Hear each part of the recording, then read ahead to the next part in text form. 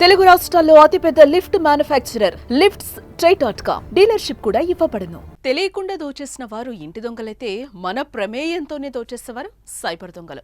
కష్టార్జితం క్షణాల్లో కొల్లగొట్టేస్తారు. ఏదో జరుగుతుంది అని తెలిసేలోపే సర్వం లాగేస్తారు. అందుకోసం నిత్యం కొత్త దారులు అన్వేషిస్తూనే ఉంటారు. పోలీసులకు దొరకకుండా ప్రజలను ఏమార్చి తమ పనిని కానిస్తున్నారు. తాజాగా కొత్త స్కామ్ వెలుగు చూస్తోంది. అదే కాల్ మెర్జింగ్ స్కామ్.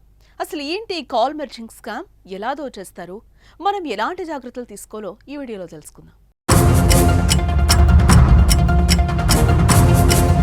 దేశంలో డిజిటల్ పేమెంట్స్ వచ్చాక సైబర్ క్రైమ్స్ కూడా పెరిగిపోతున్నాయి. సైబర్ నేరగాళ్ల ఉచ్చులో పడి ఎంతో మంది భారీగా నష్టపోతున్నారు. తాజాగా మరొక స్కామ్ ఆందోళన కలిగిస్తోంది. బ్యాంక్ ఖాతాను ఖాళీ చేయడమే లక్ష్యంగా చేసుకుని సైబర్ నేరగాళ్లు కాల్ మెర్జింగ్ స్కామ్ ను అమలు చేస్తున్నారు. దీనిపై కేంద్రం కూడా తాజాగా అలర్ట్ చేసింది. దీని విషయంలో జాగ్రత్తగా ఉండాలని తెలిపింది. అసలు ఏంటి కాల్ మెర్జింగ్ స్కామ్? ముందుగా పాత స్నేహితుడినంటూ గుర్తు తెలియని వ్యక్తి నుంచి ఫోన్ కాల్ వస్తుంది. మీ కాంటాక్ట్లోని ఓ వ్యక్తి పేరు చెప్పి మనం స్నేహితులమని మాటలు కలుపుతారు. నకిలీ ఉద్యోగ ఆఫర్ లేదా ఇతర అవసరాల పేరుతో సంభాషణను పెంచుతారు. వారిపై నమ్మకం కలిగేలా సీన్ క్రియేట్ చేసి తర్వాత ప్లాన్ అమలు చేస్తారు. వీరిద్దరూ మాట్లాడుతున్న కాసేపటికి వేరే స్నేహితుడితో మాట్లాడదామని లేదా తమ కంపెనీకి చెందిన మరో ప్రతినిధి లైన్లోకి వస్తారని చెప్తారు. ఆ తర్వాత బాధితుడికి మరొక ఇన్కమింగ్ కాల్ వస్తుందని, దానిని మెర్జింగ్ చేయాలని కోరుతారు. నిజానికి ఆ రెండో కాల్ బాధితుడి బ్యాంక్ నుంచి వచ్చే ఓటీపీ ఆటోమేటెడ్ కాల్.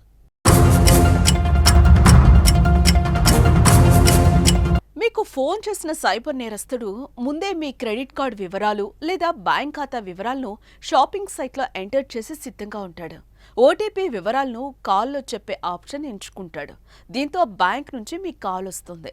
ఆ కాల్ మీ స్నేహితుడిదని నమ్మించి కాల్ మెర్జింగ్ చేయమని సైబర్ నేరస్తుడు అడుగుతాడు. అది నమ్మి కాల్ మెర్జ్ చేయగానే ఓటీపీ నెంబర్ వినపడుతుంది. దానిని గ్రహించాక సైబర్ నేరస్తుడు ఫోన్ పెట్టేస్తాడు. ఓటీపీని ఎంటర్ చేసి ఖాతాను ఖాళీ చేస్తాడు.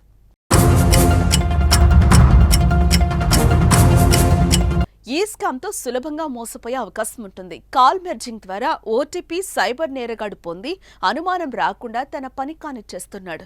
కాల్ మెర్జింగ్ స్కామ్ల నుంచి రక్షించుకోవడానికి పలు జాగ్రత్తలు తీసుకోవాలి. కాల్ మెర్జింగ్ కు నో చెప్పాలి.